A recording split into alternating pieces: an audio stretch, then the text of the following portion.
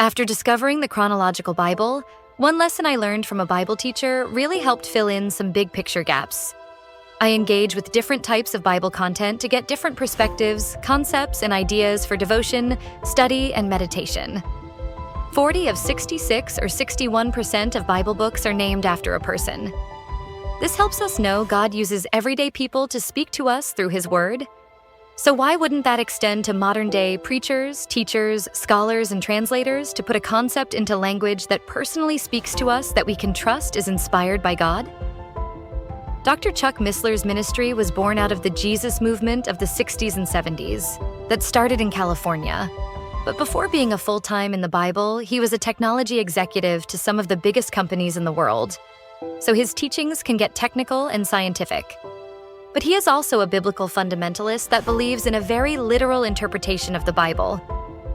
This means his teachings can, in his own words, be enticing and colorful. That means there's some stuff he says that just doesn't sit well. Well, that's fair because show me two people who agree 100% of the time. But his technical background appealed to me, and his geometry of eternity teaches that prophecy is one of the ways God authenticates His message to us. Prophecy is not us predicting the future. God alone holds that right and a 100% record of accuracy. Isaiah chapter 46 verses 9 through 10 says, "Remember the former things of old, for I am God, and there is none else. I am God, and there is none like me, declaring the end from the beginning, and from ancient times the things that are not yet done, saying, My counsel shall stand, and I will do all my pleasure." Listen to this clip from Missler's Learn the Bible in 24 Hours. The link to the entire playlist is in the comments. The clocks are not inaccurate. Time is different. You see, in Boulder, Colorado, is at 5,400 feet altitude above sea level. In Greenwich, England, it's 80 foot above sea level. And time is actually different at those two places because of a difference in gravity, among other things. These atomic clocks, if I had an atomic clock here on the platform and raised it 1 meter, it would speed up by 1 part in 10 to the 16th. In other words, 10 with 16 zeros after it. Not enough to change your schedule, but it's predictable and it is measurable. And they actually did this. They sent aircraft around the world, eastward, with such a clock and one at rest at the observatory. They also sent one around the world westward. And they gained and lost exactly what Einstein's theory would have predicted due to the relative motions and so forth. But another example that perhaps will get this across, if you read a physics textbook in this area, they almost always talk about two hypothetical astronauts. And we're going to leave one right here, and we're going to send the other one to the nearest star. If you go out to the night sky, there is a star called Alpha Centauri. It's 4.5 light years away. Light years a measurement of distance. And we're going to send one of these imaginary astronauts to Alpha Centauri and back. Well, Alpha Centauri is 4.5 light years away. So if we send him there at half the speed of light, it'll take 9 years to get there and 9 years to come back. It's an 18-year deal. That's on Earth time. If he takes a clock with him, he'll discover something strange. On his clock, because of the travel and so forth, will speed at a different rate. And since he's traveling at 50% of the speed of light, you can apply the Lorentz transformations to make that correction. And you'll discover that when he gets back, he will end up being 2 years, 5 months younger than his twin brother. Here are two astronauts born at the same instant. One goes on this trip, and when he gets back, he'll be more than 2 years younger than his twin brother.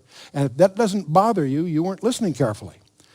This is an example of what we call the dilation of time. Time is a physical property.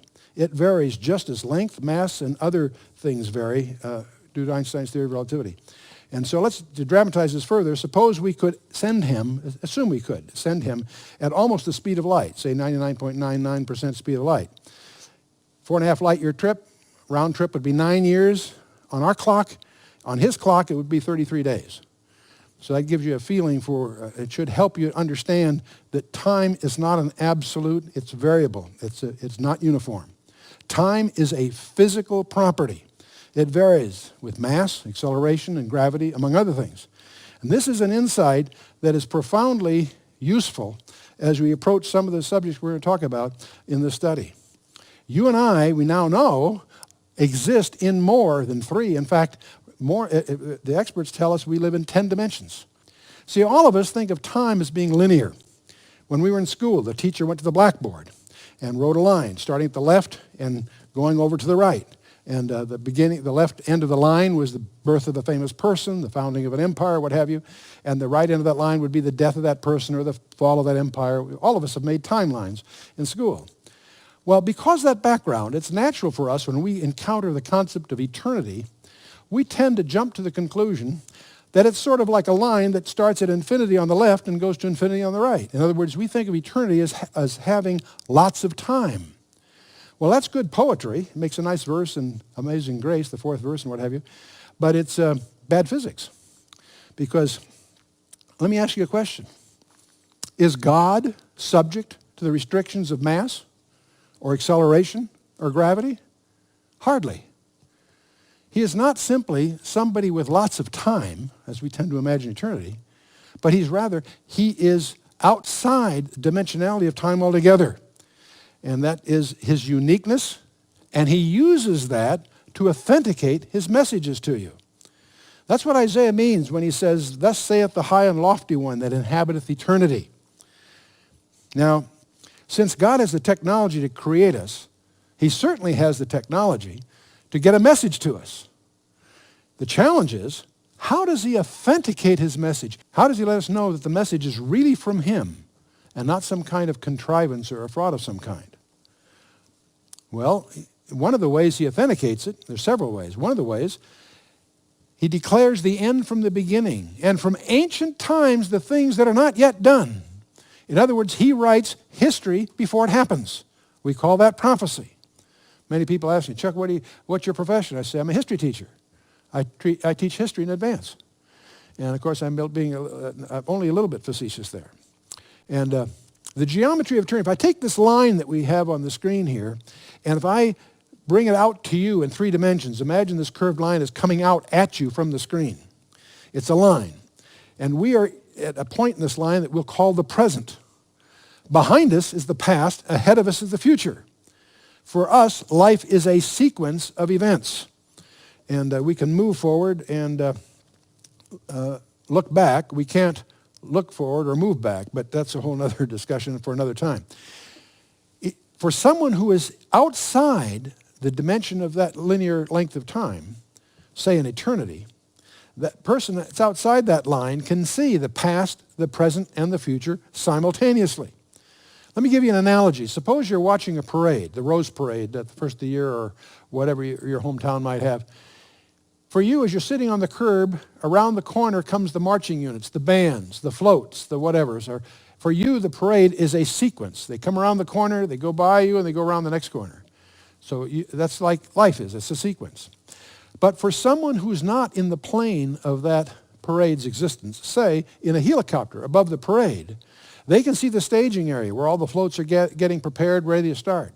They can see the whole parade route, and they can also see the other end where they disband. They can see the beginning and the end simultaneously. A clumsy analogy, but it gets the idea across, I think. My favorite quote from Dr. Einstein says, "People like us who believe in physics know that the distinction between the past, the present, and the future is only a stubbornly persistent illusion." And indeed it is. So the point I want to get across with all this is important for you to really understand that the nature of time, it's a physical dimension, and it varies with mass, acceleration, and gravity.